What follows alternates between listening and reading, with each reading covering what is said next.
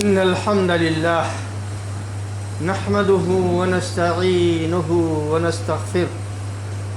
ونعوذ بالله من شرور أنفسنا ومن سيئات أعمالنا من يهده الله فلا مضل له ومن يضلل فلا هادي له وأشهد أن لا إله إلا الله وأشهد أن محمدا عبده ورسوله يا أيها الذين آمنوا اتقوا الله حق تقاته ولا تموتن إلا وأنتم مسلمون يا أيها الناس اتقوا ربكم الذي خلقكم من نفس واحدة وخلق منها زوجها وبث منهما رجالا كثيرا ونساء واتقوا الله الذي تساءلون به والأرحام إن الله كان عليكم رقيبا يا أيها الذين آمنوا اتقوا الله وقولوا قولا سديدا يصلح لكم أعمالكم ويغفر لكم ذنوبكم ومن يطع الله ورسوله فقد فاز فوزا عظيما أما بعد فإن خير الحديث كتاب الله وخير الهدي هدي محمد صلى الله عليه وسلم وشر الأمور محدثاتها وكل محدثة بدعة وكل بدعة ضلالة وكل ضلالة في النار فأعوذ بالله السميع العليم من الشيطان الرجيم بسم الله الرحمن الرحيم قال الله سبحانه وتعالى وخلق كل شيء فقدره تقديرا برادران اسلام و حاضرین جمعہ، اللہ رب العالمین کی قدرت اور اس کے علم اور حکمت کا ایک اہم عنوان ہے وہ مسئلہ جس کو مسئلہ تقدیر کہا جاتا ہے۔ تقدیر کا معاملہ شریعت کی نگاہ میں ان انتہائی اہم معاملات میں سے ہے جس پر ایمان لانا ہر مسلمان کے لیے واجب اور ضروری ہے۔ اللہ کے نبی صلی اللہ علیہ وسلم نے جب ایمان کی وضاحت کی تھی سوال کے جواب میں، تو اس وضاحت میں جتنی باتیں آپ نے بیان کی تھیں اس میں سے آخری بات یہ تھی کہ وَأَن تُؤْمِنَ بِالْقَدْرِ خَيْرِهِ وَشَرِّهِ وَحُلْوِهِ وَمُرِّهِ، اور ایمان کا مطلب یہ ہوتا ہے کہ تم اس بات پر مکمل طریقے سے یقین لاؤ کہ تقدیر میں جو کچھ اللہ رب العالمین نے لکھ دیا ہے، چاہے اچھا ہو چاہے برا ہو، چاہے میٹھا ہو چاہے کڑوا ہو، وہ اسی طریقے سے ہو کر کے رہے گا جیسے کہ اللہ رب العالمین نے ذکر کیا ہے۔ تقدیر کا معاملہ شریعت میں کچھ ایسا معاملہ ہے جس کی بہت زیادہ وضاحت نہ تو اللہ رب العالمین نے کیا ہے اور نہ اس کی بہت زیادہ وضاحت جناب محمد رسول اللہ صلی اللہ علیہ وسلم نے کیا ہے۔ عمومی طور سے اس پر جو ایمان لانا ہوتا ہے گویا کہ وہ ایمان مجمل ہوتا ہے، چاہے آپ کو وہ چیز معلوم ہو چاہے نہ معلوم ہو، آپ کے دماغ میں وہ بات بیٹھے نہ بیٹھے، اس کے سلسلے میں بہت زیادہ قرید کرنا اور اس کے سلسلے میں معلومات حاصل کرنے کو گمراہی کا دروازہ اللہ کے رسول نے بتایا ہے۔ گمراہی کا سبب بتایا ہے۔ بہرحال یہ وہ راز ہے جس راز کو اللہ رب العالمین نے نہ تو کسی ملک مقرب کو عطا کیا ہے اور نہ کسی نبی مرسل کو عطا کیا ہے۔ تو یہ تقدیر کا مسئلہ کہا جاتا ہے یہ اللہ رب العالمین کا ایک راز ہے، اور اس راز کو اللہ رب العالمین نے کسی کو بھی نہیں بتایا ہے، اس سے کسی کو بھی مطلع نہیں کیا ہے۔ تقدیر کا جو اصل معنی ہوتا ہے وہ یہ ہوتا ہے کہ کسی چیز کے بارے میں جو علم ہوتا ہے ابتدا سے لے کر کے انتہا تک، یعنی اس چیز کا کیا تصور ہو سکتا تھا ابتدائی مرحلے میں، اور کیا تصور ہوگا، کیا اس کی حقیقت ہوگی، کیا اس کی شکل و صورت ہوگی، اور کیا اس کا انجام ہوگا، اس چیزوں کے علم کا نام لغوی اعتبار سے تقدیر ہے۔ شریعت میں جب تقدیر کی بات کہی جاتی ہے اور جب یہ کہا جاتا ہے کہ تقدیر پر ایمان لانا ہے اور اس پر ایمان لانا ضروری ہے، جب تک اس پر ایمان نہیں لائے گا کوئی انسان جو ہے یہ دین و شریعت کے ایمان کے جو حدود ہیں اس میں نہیں داخل ہوگا، اور جب اس میں نہیں داخل ہوگا تو گویا کہ پھر اس کے اسلام لانے کا کوئی موقع اور کوئی اس کی اہمیت نہیں ہوگی۔ تو ارکان اسلام کا یہ آخری رکن ہے۔ تو اس کی جو شرعی تعریف کی جاتی ہے، جو شرعی تشریح کی جاتی ہے، وہ یہ ہے کہ اس کائنات کے وجود سے پہلے جب کہ کائنات میں کوئی چیز موجود نہیں تھی تو اللہ رب العالمین نے ایک پلان بنایا کہ ہم کو ایک کائنات بنانی ہے جس میں زمین اور آسمان ہوں گے، جس میں فلاں چیزیں ہوں گی، جنگل ہوں گے، دریا ہوں گے، پہاڑ ہوں گے، اور جملہ مخلوقات جو بھی کرنا تھا تو اللہ رب العالمین نے اس کا ایک خاکہ اور اس کا ایک پلان بنایا، اور یہ خاکہ ایک پلان کب بنایا اس کا کوئی علم شریعت میں نہیں عطا کیا گیا ہے، یعنی یہ ایک ازلی علم ہے اللہ رب العالمین کا۔ اس علم کی بنیاد پر اللہ رب العالمین نے یہ پلان بنایا کہ ہم کو اس طرح سے مخلوق بنانا ہے، کون مخلوق کس شکل کی ہوگی اور اس کی صلاحیت کیا ہوگی، اس کے کھانے پینے کا نظم و نسق کیا ہوگا، اس کی کیفیت کیا ہوگی، اس کا کام کیا ہوگا،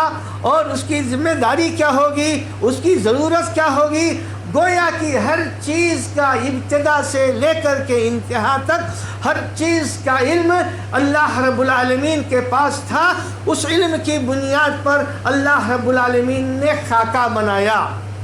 یہ خاکہ اس وقت بنایا جب کوئی چیز موجود نہیں تھی، کسی چیز کا وجود ہی نہیں تھا۔ بتایا جاتا ہے کہ اس وقت کائنات کی جو شکل و صورت تھی وہ کسی شکل میں واضح نہیں تھی، ہر چیز بالکل ایک دھوئیں کی طرح نظر آتی تھی، یعنی پوری کائنات کی شکل اس وقت جو تھی وہ صرف دھوئیں کی شکل میں تھی، ساری چیزیں دھندلی تھی، کوئی چیز اپنی واضح شکل میں موجود نہیں تھی۔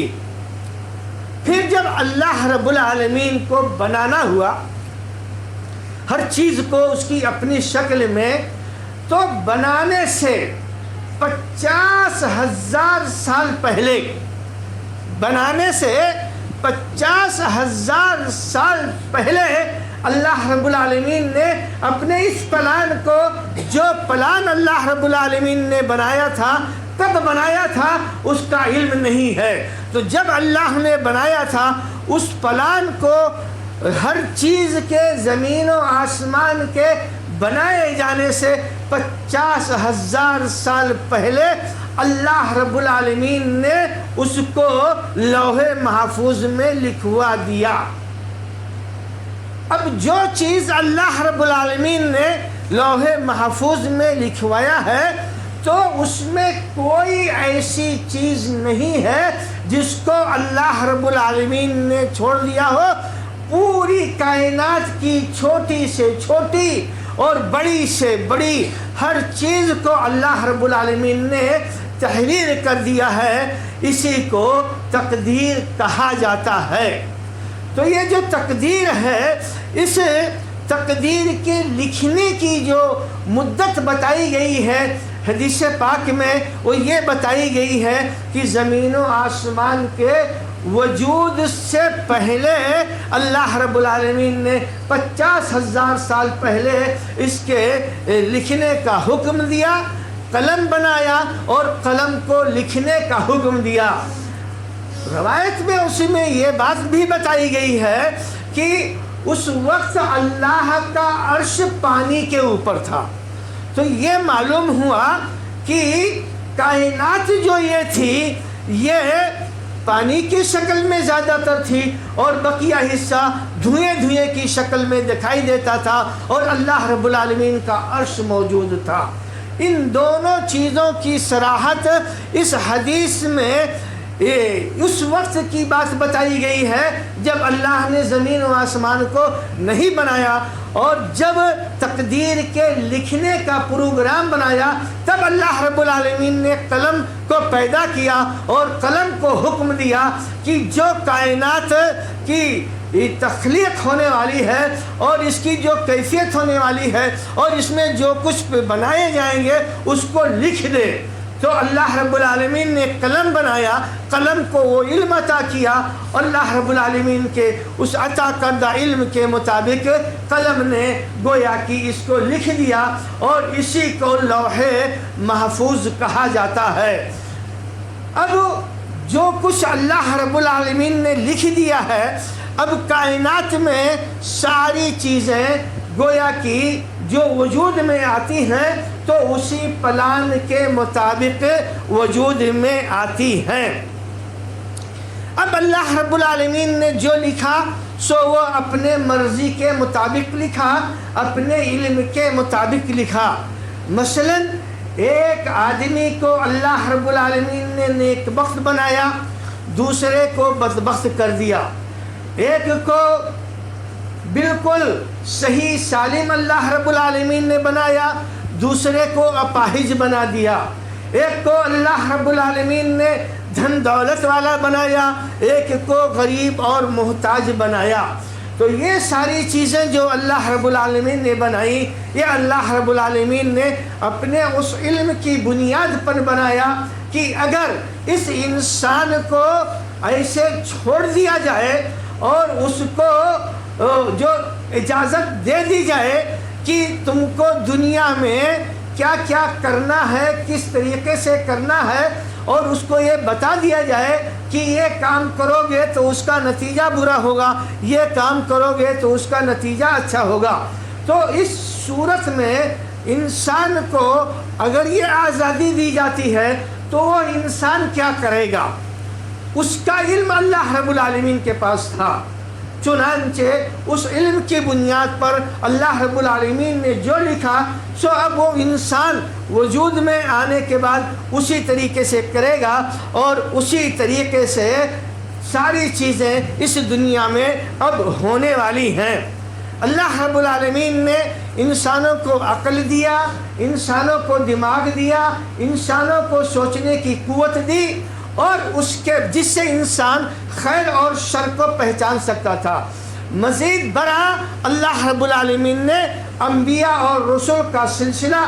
جاری کیا تاکہ اس کے ذریعے سے ان انسانوں کو جو بھٹکے ہوئے ہیں، جو بھٹک گئے ہیں سیدھے راستے سے، بتانے کے باوجود بھی، کیونکہ تعلیم کی ابتدا انسانوں کی تو اسی وقت سے ہو گئی تھی، شروع ہوئی تھی جب اللہ رب العالمین نے حضرت آدم علیہ السلام کو وجود بخشا تھا۔ تو انسانوں کو تعلیم اسی وقت سے دی جا رہی ہے، لیکن انسان وقفے سے ان تعلیمات کو بھلاتا رہتا ہے۔ یہ بھی اللہ رب العالمین کی مرضی اور اس کی مصلحت ہے۔ چنانچہ انبیاء اور رسول کا سلسلہ اللہ رب العالمین نے جاری کیا جو ہمیشہ انسانوں کو ہدایت کے راستوں کو بتاتے رہتے تھے، اور پھر وہ سلسلہ انبیاء اور رسول کا ختم ہونے کے بعد اللہ رب العالمین نے اس سلسلے کو ایک دوسری شکل میں باقی رکھا، اور یہ ذمہ داری ان امتیوں کو دیا جس کو امت مسلمہ کہا جاتا ہے، جن کو اللہ رب العالمین نے خیر امت کا لقب دیا۔ ان کے ذریعے سے اب یہ ہدایتیں دنیا میں ایسے قیامت تک باقی رہیں گی، آتی رہیں گی، بتائی جائیں گی باتیں۔ اب وہ الگ بات ہے کہ کون اس کو قبول کرتا ہے، کون نہیں قبول کرتا ہے۔ ان کے ساتھ ساتھ اللہ رب العالمین نے کسی پر اپنی مرضی تھوپی نہیں، کسی پر زبردستی کیا نہیں، بلکہ رب العالمین نے یہ فرمایا کہ فمن شاء فلیؤمن ومن شاء فلیکفر۔ اب ہم نے سب کچھ کر دیا، اب تمہاری مرضی ہے، تم چاہو تو کفر کرو اور چاہو تو ایمان لاؤ۔ تو اللہ نے کسی کو مجبور محض نہیں بنایا، بلکہ اللہ نے آزادی دے دی ہے۔ اب اس آزادی کی بنیاد پر انسان وہ سب کام کرتا ہے، حالانکہ جو کچھ کرتا ہے یہ باتیں اللہ کے علم میں چونکہ پہلے موجود تھی کہ ویسے کرے گا، اسی طرح سے اللہ تعالیٰ نے اس کی تقدیر میں یہ باتیں لکھ دی تھیں۔ رب العالمین فرماتے ہیں اِنَّا هَدَيْنَاهُ السَّبِيلَ إِمَّا شَاكِرًا وَإِمَّا كَفُورًا، کہ ہم نے انسان کو ہدایت دے دیا ہے، راستہ بتلا دیا ہے، اب چاہے وہ ہمارا شکر گزار بندہ بنے اور چاہے وہ ناشکرا بنے۔ تو اللہ رب العالمین نے انسانوں کو جو ہے یہ ہدایت بھی دے دیا، ہدایت کے طریقے دے دیے، ہدایت کے راستے بتا دیے، راستہ بتایا کہ کون اچھا ہے کون برا ہے۔ اب اس کے بعد تمہاری مرضی ہے، تم کیا کرنا چاہتے ہو سو کرو۔ یہ معاملہ جس کو تقدیر کہا جاتا ہے، اس پر دین اور شریعت کے انہی بنیادی ارکان کی طرح تمام مسلمانوں کا عقیدہ مضبوط اور پختہ تھا۔ جناب محمد رسول اللہ صلی اللہ علیہ وسلم کے صحابہ کرام اور تابعین سے یہ سلسلہ شروع ہوا، لیکن زیادہ دن نہیں گزرا کہ تقدیر کے مسئلے میں لوگوں کے اندر گمراہیاں آنے لگیں۔ چنانچہ سب سے پہلے یہ گمراہی بصرہ میں ایک عالم کے ذریعے سے ہوئی جس کو معبد الجہنی کہا جاتا ہے۔ معبد اور جہنی یہ پڑھے لکھے لوگوں میں شمار کیا جاتا تھا، لیکن بتایا یہ جاتا ہے کہ تقدیر کے تعلق سے اس نے کچھ باتیں ایسے لوگوں کی سے جا کر کے حاصل کیا جن کا تعلق جو ہے اہل اسلام سے نہیں تھا، بلکہ وہ یہودی تھے، وہ مجوسی تھے، وہ جادوگر تھے۔ تو اس طرح کے لوگوں کی مجلس میں بیٹھے اور انہوں نے یہ تقدیر کے انکار کا عقیدہ ان لوگوں سے حاصل کیا، اور سب سے پہلے بصرہ میں اس نے اس عقیدے کے انکار کے تعلق سے گفتگو کیا۔ ظاہر بات ہے جب بھی دین کے نام سے کوئی نئی چیز ایجاد ہوتی ہے تو بہت سارے لوگ جن کے پاس علم کی کمی ہوتی ہے وہ اس کی طرف لپک پڑتے ہیں اور اس پر جو ہے اس کو ماننے اور اس کی نشر و اشاعت کرنے کی بڑی کوششیں کرنے لگتے ہیں۔ دراصل یہ ان کے کم علمی کی دلیل ہوتی ہے کہ جو چیز دین اور شریعت میں ایک بنیادی حیثیت حاصل کی ہوئی ہے اور جس پر اللہ کے نبی صلی اللہ علیہ وسلم کے زمانے سے اب تک پختہ عقیدہ اور مضبوط ایمان ہوتا چلا آیا ہے، چنانچہ اس طرح کی گمراہی کی ابتدا وہاں سے ہوئی۔ جب وہاں یہ بات پیدا ہوئی اور اس نے یہ کہنا شروع کیا کہ تقدیر وغیرہ کوئی چیز نہیں ہے، اس تقدیر کے انکار سے سب سے پہلے جس چیز کا انکار لازم آتا ہے وہ اللہ رب العالمین کے علم کا انکار لازم آتا ہے، اللہ رب العالمین کے قدرت کا انکار لازم ہوتا ہے، اور اللہ رب العالمین نے لوح محفوظ جو بنایا ہے اس لوح محفوظ کا انکار لازم آتا ہے، اور اس کی بنیاد پر جو کارروائیاں ہو رہی ہیں ان تمام کارروائیوں کا انکار لازم آتا ہے۔ چنانچہ جس کا عقیدہ یہ بنا وہ اس مسئلے میں اس طریقے سے جو ہے پھنستے گئے، بالآخر انہوں نے یہ کہا کہ اللہ رب العالمین کے پاس کسی چیز کا کوئی علم پہلے سے موجود نہیں ہے۔ جو کچھ اس کائنات میں ہوتا ہے، جو کچھ اس دنیا میں وجود میں آتا ہے تو وہ بالکل الامر انف، سارے معاملات بالکل ابتدائی طور سے اس کے پہلے نہ کوئی پلان ہے، نہ کوئی خاکہ ہے، نہ کوئی شکل و صورت ہے، نہ کوئی تصویر ہے، وہ ایٹومیٹک خود بخود بن جاتی ہے۔ اب دیکھیے کہ یہ گمراہی کہاں تک پہنچی کہ اللہ رب العالمین کی ساری قدرت اور ساری علم کا، کائنات کو بنانے والا اللہ رب العالمین ہے، اس کو چلانے والا اللہ رب العالمین ہے، اس کو باقی رکھنے والا اللہ رب العالمین ہے، اور جب تقدیر کے انکار کا عقیدہ بنا تو یہ انسان یہاں تک پہنچ گیا کہ چیزوں کا کوئی علم اللہ کے پاس نہیں ہے، اللہ کو علم سے عاری کر دیا۔ قرآن کریم میں کتنی جگہ پر اللہ رب العالمین نے اپنے علم کا ذکر کیا ہے، اپنے سماع کا ذکر کیا ہے، اللہ رب العالمین ہے، اللہ رب العالمین سمیع ہے۔ تمام آیتوں کا گویا کہ اس ایک عقیدے کی بنیاد پر کیا ہو گیا؟ انکار لازم آیا۔ تو اس کا انکار کوئی معمولی بات نہیں تھی، اسی لیے جب علماء کو یہ پتہ چلا کہ معبد نامی جیسا شخص جو پڑھے لکھے لوگوں میں شمار ہوتا ہے، اس نے یہ بات کہنی شروع کی تو وہاں کے علماء کو بڑی دقت اور پریشانی ہوئی، اور انہوں نے اس کے تردید کرنے کی ہر طرف سے کوشش کیا،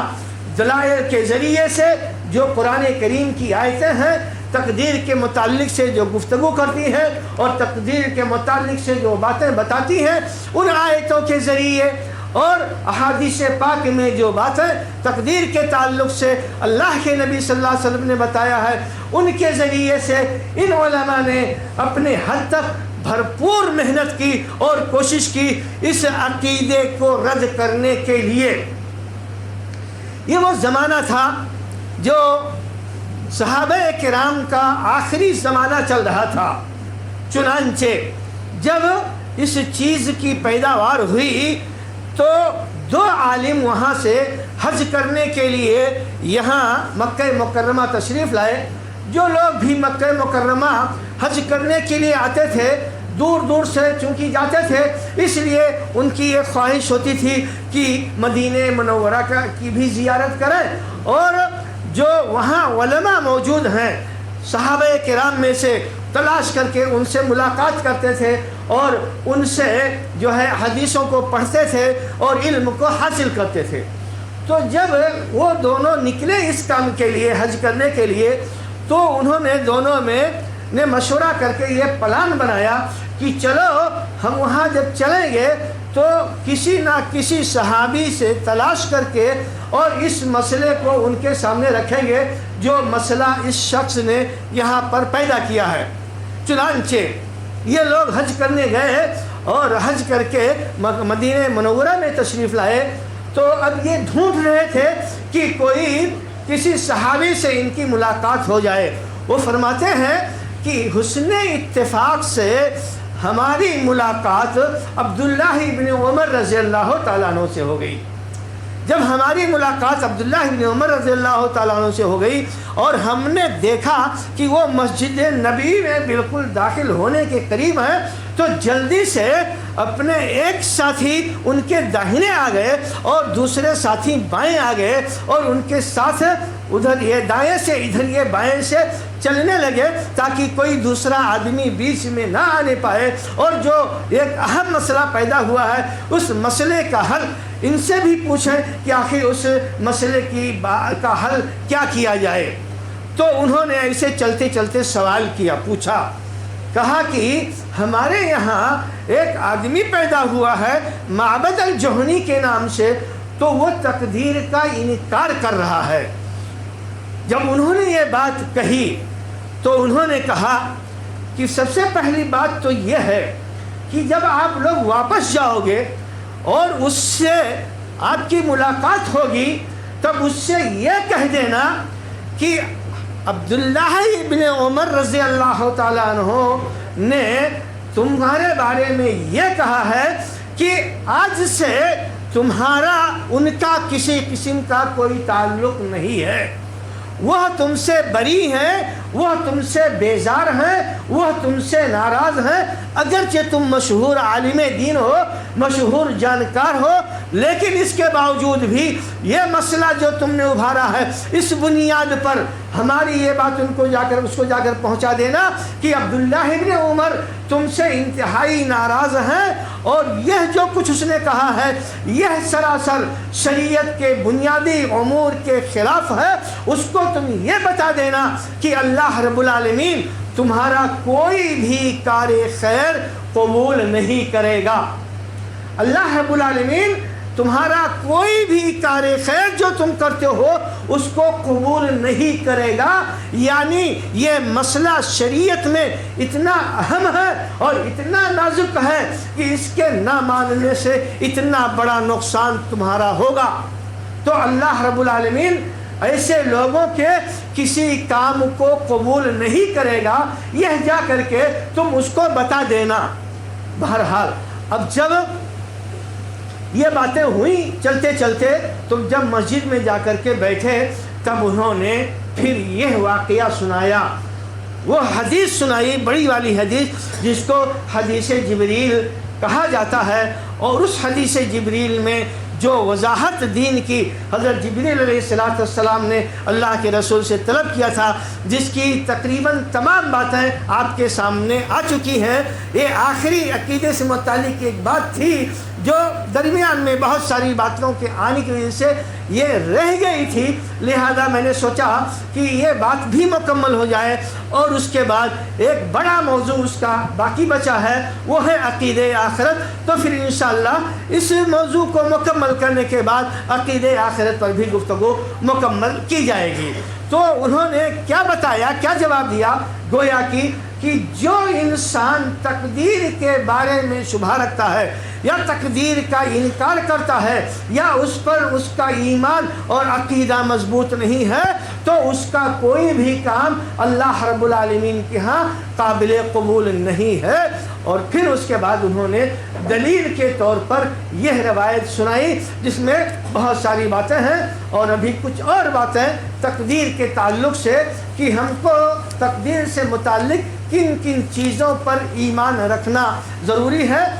چند باتیں ہیں، انشاءاللہ ان باتوں کا تذکرہ آئندہ کیا جائے گا۔ اور یہاں تک جو گفتگو ہی ہے، اس گفتگو کا جو خلاصہ ہے وہ ایک خاکہ ہے کہ تقدیر کیا ہے، تقدیر کسے کہتے ہیں، اور یہ کہ دین و شریعت میں اس کی کیا اہمیت، کیا مقام ہے۔ اس سلسلے میں بھی جو اور ضروری آیتیں ہیں انشاءاللہ اس کا تذکرہ آئندہ کیا جائے گا۔ اللہ رب العالمین سے دعا ہے کہ اللہ تبارک تعالی ہم تمام مسلمانوں کو صحیح سمجھ عطا فرمائے۔ اللہ رب العالمین ہم تمام لوگوں کو صحیح معنی میں صاحب ایمان بنا، صحیح معنی میں صاحب اسلام بنا۔ رب العالمین جو تیری ہدایتیں ہیں دین کے تعلق سے، چھوٹی ہوں یا بڑی ہوں، ان ہدایتوں کو رب العالمین سمجھنے کی توفیق عطا فرما۔ رب العالمین جو دین و شریعت جناب محمد رسول اللہ صلی اللہ علیہ وسلم لے کر کے آئے ہیں اس پر صحیح ڈھنگ سے چلنے کی توفیق عطا فرما۔ اللہ رب العالمین